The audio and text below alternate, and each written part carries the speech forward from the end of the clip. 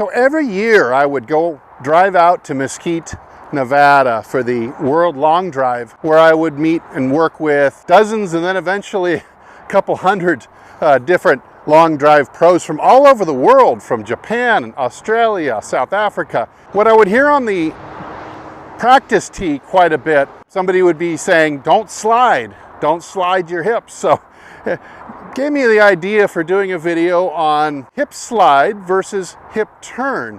Should we just be sliding our hips? Is that really as bad as it sounds? Because a lot of people discourage that. A lot of instructors discourage you from sliding your hips.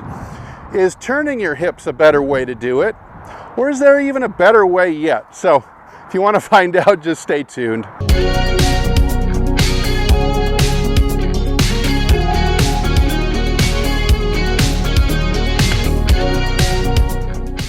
Hey, this is Steve with HitItLonger.com. I'm on a journey, a mission, if you will, getting longer and straighter off the tee and being long and straight all the way to the green, because that's what makes golf fun. If you agree, you'd like to pick up a few extra yards off the tee, maybe some of the yardage you've lost over the years, get rid of the slice, maybe hit it straighter than ever before, then by all means join us. Hit the subscribe button, like this video at the end if you liked it, and leave a comment down below. So first let's talk about the hip slide. There's a few advantages, mechanical or strategic advantages of sliding the hips targetward that I can think of. Number one, I'm getting some linear velocity, which helps to speed up the club. It's only maybe 2 or 3 miles an hour, probably. Not that much, but what we are getting, if we're just gonna slide the hips just straight at the target like this, we also will be producing quite a nice amount of vertical ground forces pushing down via my left heel into the ground. And this is gonna enable me to get braced for a pretty strong hit. A third advantage of just the hip sliding, just strictly sliding, is that I am going to be creating the proper tilt of the spine this way so that my right hip and shoulder can get under. I can hit up on the ball. I can do a few advantageous things from now.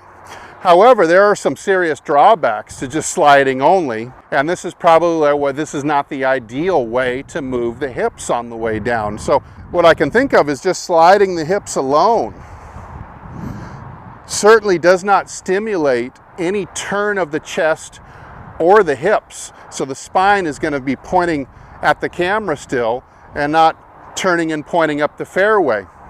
That's one disadvantage. If we don't have any rotation, we're going to lose some of our club head speed. Some of our club head speed absolutely comes from the rotation of the hips and shoulders through the shot. The hips drive the shoulders, and the shoulders advance the arms. See how I'm turning through the shot, and my left arm, like the spoke of a wheel, is advancing around the arc as I put the wrist angle that I borrowed back in by the time I reach impact. So that's going to give us more speed if we're able to turn, that we just can't do when we're simply sliding the hips only. One last big disadvantage of just doing simply a hip slide this way is that the path of the handle is going to end up taking a very poor route through the impact zone. It's probably going to end up, watch, if I just slide only, it's probably going to get very tall at impact, and the handle of the club might tend to kind of be thrown out to right field in the follow through. And that's a really bad way of not only propelling the club or counter slinging the club through the impact zone, but it's also a really poor way of being able to control the face of the club. All right, so with all those disadvantages, let's take a look at the hip turn and see if we can find a better solution there.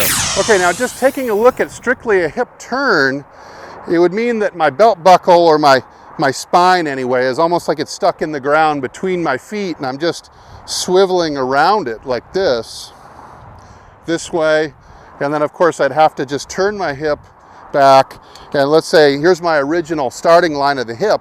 I don't want to slide the hip in this case, so I'm just going to turn inside this original hip line like this, so I'm never going to go outside it. So that's another strategy that some instructors and some golf books and videos will tell you to do, is just simply turn. Do not slide. Sliding's bad. Eliminate sliding and just turn instead. There's advantages to doing this mechanically. Number one is that certainly it's going to help turn your hips and shoulders open. Your hips are going to turn open if you're just turning. The shoulders are going to respond, and you are going to get some speed out of simply turning. So that's an advantage. Another advantage that we talked about that's poor with just a hip slide is now with the hips turning, the handle of the club is now free to follow the turn of the hips, and swing more on an arc around your body, enabling a little bit more of this slingshotting motion this way around a pivot point like that. And it's a lot better at squaring up the face, so it's giving you some extra torque to help square up the face that if you have a bad handle path is not going to quite have enough torque this way from the path of the hub of the club right here at the mid hands point in order to square it, and you'll have to find another source or two in order to square that face. So hip turn also helps give the face a little bit more squaring torque compared to the hip slide alone.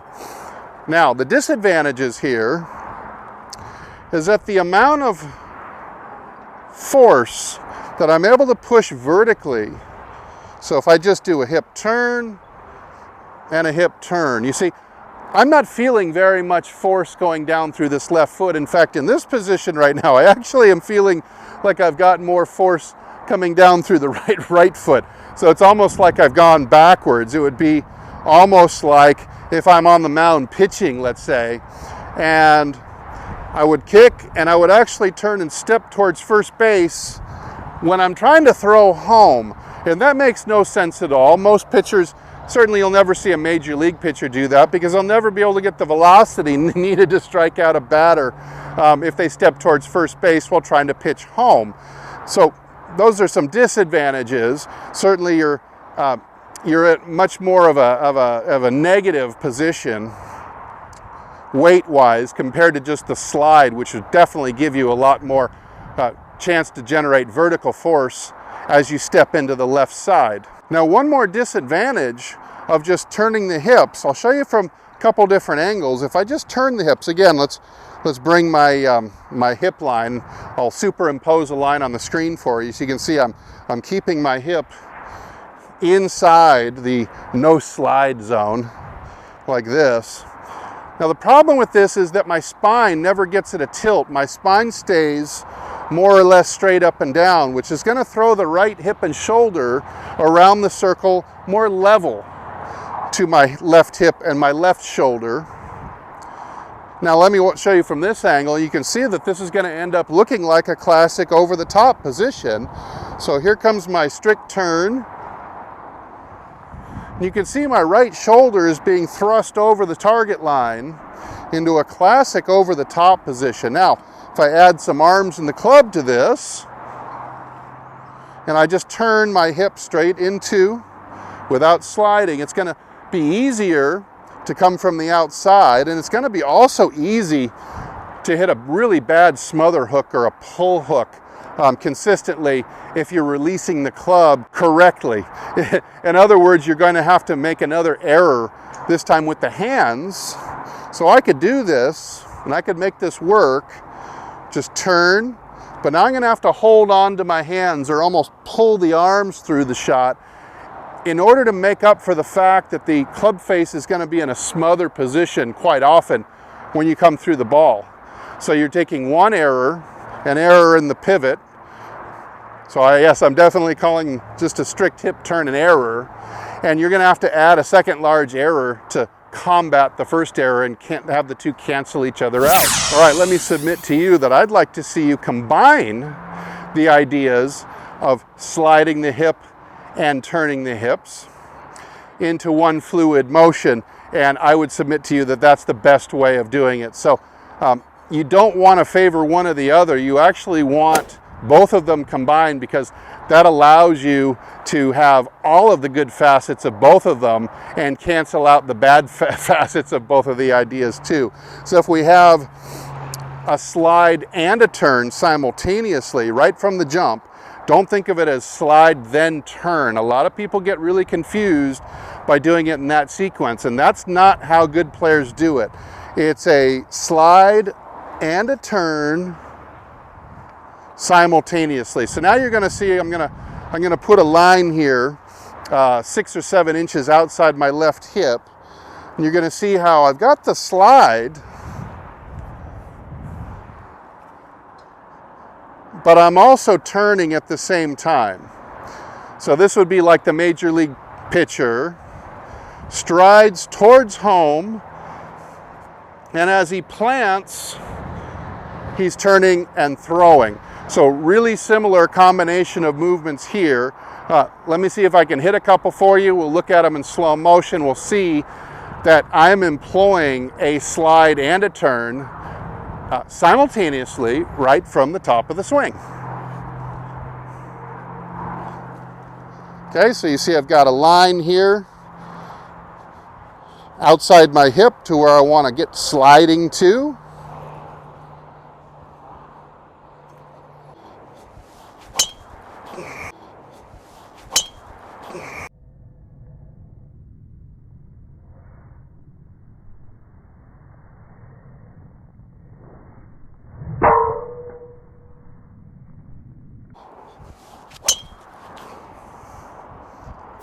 Now you can clearly see in the slow-mo there how I was able to slide quite a long way, because I was increasing the gap between the original starting position and the line. In my backswing, I'm making it bigger, winding up away from that line, similar to the way a baseball pitcher would kick the leg up and back, getting the body fully wound up for that stride home.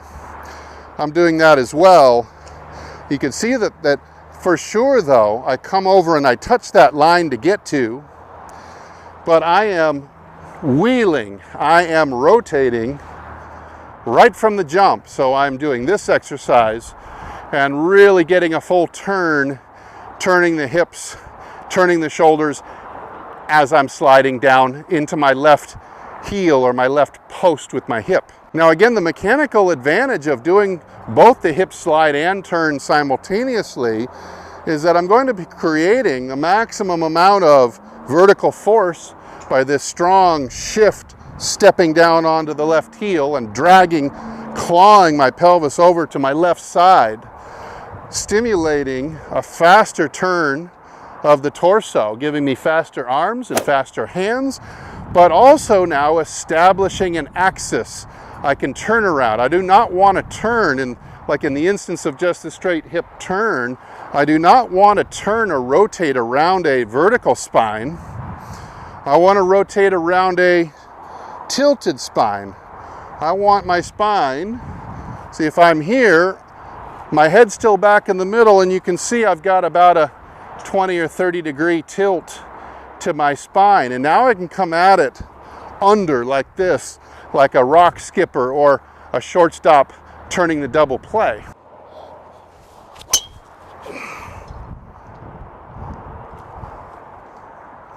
All right, I'm going to go back to working on my combination of hip slide and hip turn, which gives me the best results, and I think will give you the best results as well. So don't just slide the hips, don't just turn the hips, do them both, and I think you're going to be in really good shape. Hey, thank you so much for watching my channel.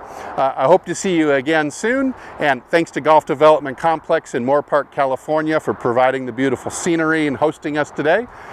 And as usual, I'll either see you in the next video or I'll see you longer and straighter down the fairway. Take good care.